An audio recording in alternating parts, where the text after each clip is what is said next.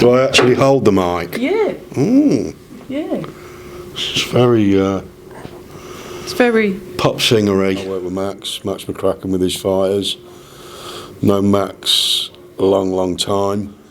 Going back 25 years maybe, as long ago as that. It depends on the fighters that you're working with. The fighters that I were working with were being developed as, top professionals. Darren Barker, I did a couple of his fights, Matchmaking.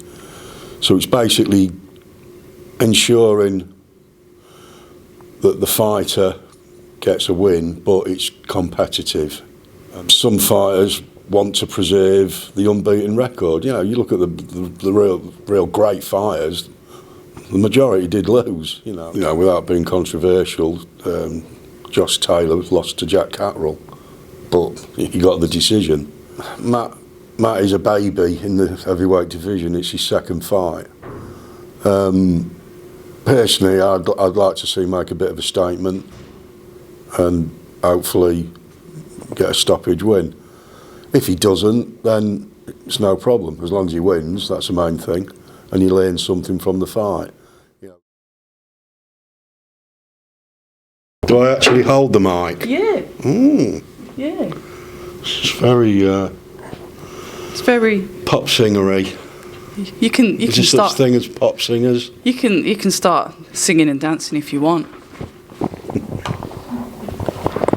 It's Mark, isn't it? Yeah, Mark Seltzer. Yeah. Seltz for short. Yeah. October Red Boxing here with the lovely Mark Seltzer.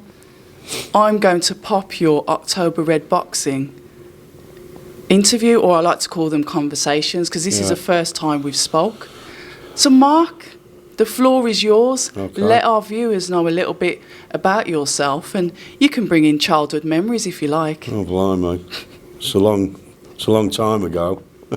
Couple of years. Yeah, a couple of years, yeah. Yeah, it's nice to reminisce every now and again. I'm here in Manchester working with Matty Harris. Manchester? Newcastle. It's because you're everywhere. I'm thinking ahead, yeah. I'm in Manchester next weekend with Conor Ben, so I'm all over the gaff, literally. Hopefully I'll be there. Yeah, I would think you will be. Yeah, so I work with Max McCracken with his fighters. Known Max a long time.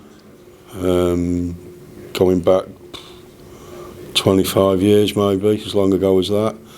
So he's now training, managing fighters, so he's called me in to do cut work for his team of fighters, his stable. So I work with Solomon Dakers, Matty Harris, SK Showstopper, who's trained by Jim McDonnell, but Max manages him. And incidentally, Jim McDonnell was my trainer when I won't say how many years ago, but I was certainly 7 stone lighter. Jimmy trained me for best part probably about 4 or 5 years. So that's back in the mid-90s. You need to let us know about that, because I wasn't aware that you'd actually boxed yourself. It wasn't professional, it was unlicensed. And then I had to stop because I got my boxing board licences, so they frown upon the unlicensed fighting. So I stopped unlicensed fighting and went into the pro game in 1999. When they said, because this is education for me, because I don't understand, even though like the unlicensed, or they call it the white collar, it's legal to do, but it's frowned upon by the BBFC. It is, yeah. Can you just let us know a little bit why that is? Educate a fool, basically. Yeah, well, the British Boxing Board of Control don't manage or control unlicensed fighting, hence unlicensed. So in order to be involved in the professional fight business, you need a licence which is administered and granted by the British Boxing Board of Control. So you pay a licence fee for various licences on an annual basis. So when it comes to the white collar then, how is that even regulated? It's not. Or is it? It's not regulated. It's down to each promoter to regulate it as such, but in terms of There's no pre-fight medicals. There's no medicals whatsoever. They have St John's ambulances there. I think the bigger shows do have quite stringent medical controls. You know, I've watched, you know, a number of unlicensed shows as such, and there is clearly paramedics there. So it is better than it was when I was certainly fighting 20 odd years ago. Fair enough. 25 years ago, yeah. No, just 15. Yeah. Yeah.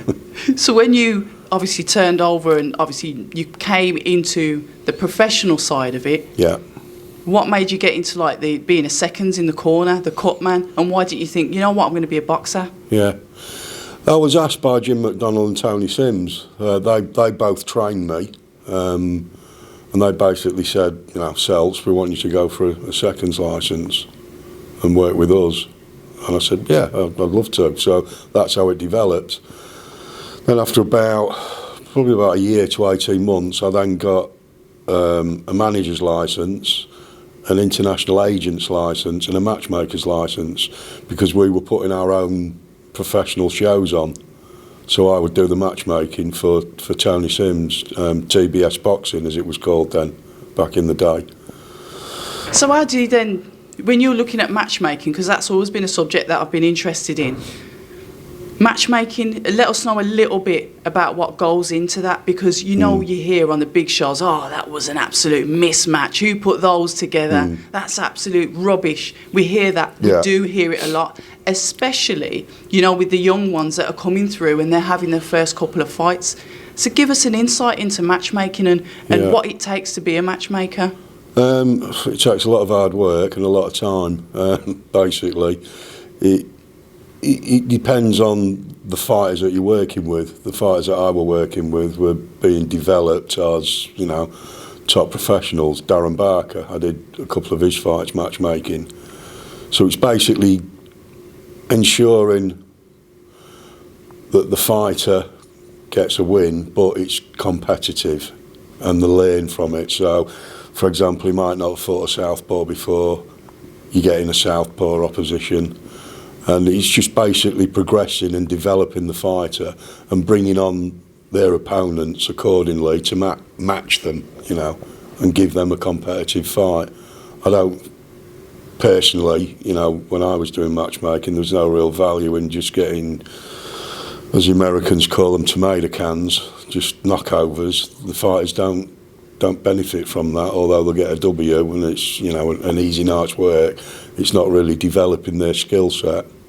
But that's where you get the rumours, such as the fighters having padded records and, you know, they're getting built up on maybe slightly easier fights, not enough challenges for them. And then when they start to climb the ranks, they start to get, you know, that... They get found out. Exactly. Yeah. And this is the horror story behind boxing. I mean, I've mentioned this several times in the past couple of weeks. This fear of losing the O. I mean, you would understand that. I mean, what are your thoughts on that? This new era that we're living in, where you can't lose. You can't lose a fight. You have to have that perfect O. It depends on the fighter. I mean, a lot of fighters, it becomes a bit of a monkey on the back. It's added pressure for each fight. Some fighters want to preserve the unbeaten record. You know, you look at the real great fighters. The majority did lose, you know. There's no shame in losing a fight. You know, the fighters I enjoyed watching, you know, Marvin Hagler, Sugar Ray Robinson, they all lost fights. There's no shame in losing a fight. It's how you conduct yourself and how you move on from a defeat. And that's really the acid test of a true fighter. Obviously no fighters in particular, but you seeing that now, and fighters do lose their zero, they have the losses. Compared to the fighters of the old school and the new school now, how do you think they deal with losses? It depends on the individual. You know, without being controversial, Josh Taylor lost to Jack Catterall, but he got the decision. In his mind, he must think, I didn't really win that fight, although he advocates on camera that he won the fight. But it's down to each individual how they sort of cope with a defeat, how they learn from it. You know, I wouldn't say it's a mistake, but you learn from your mistakes in life. Well, certainly you should do, and you don't want to repeat it. So it's down to each individual fighter how they adapt, how they move forward from a defeat, really, and the team around them, how they get them over the defeat. You know, some fighters might lose and think, oh, that's it, I'm jacking it in. But no, you know, have a bit of time off, rethink, regroup, and let's move forward. Let's put things right that maybe weren't quite right in the last camp, tweak it a little bit and move forward and get back on the winning trail. And as a seconds in the corner, you will possibly witness that several times. Yeah. You know, where you see that, you know, a fighter's lost or maybe been gifted a decision. As being part of a team that immediately sees that, what are your thoughts on, maybe give us an experience, you don't need to name the fighter, on how some fighters have reacted to that, either that gifted win or, you know, when they've actually lost their zero? Yeah.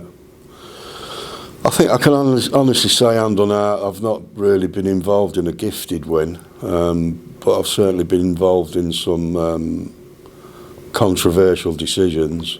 John Ryder against Callum Smith, world title fight in Liverpool. We, as a team, and I think the majority of people in the auditorium thought John Ryder won the fight. He didn't. He didn't get the nod. You know, it's subjective. Judges judge how they see a fight, and John didn't win it in their eyes and in their scoring.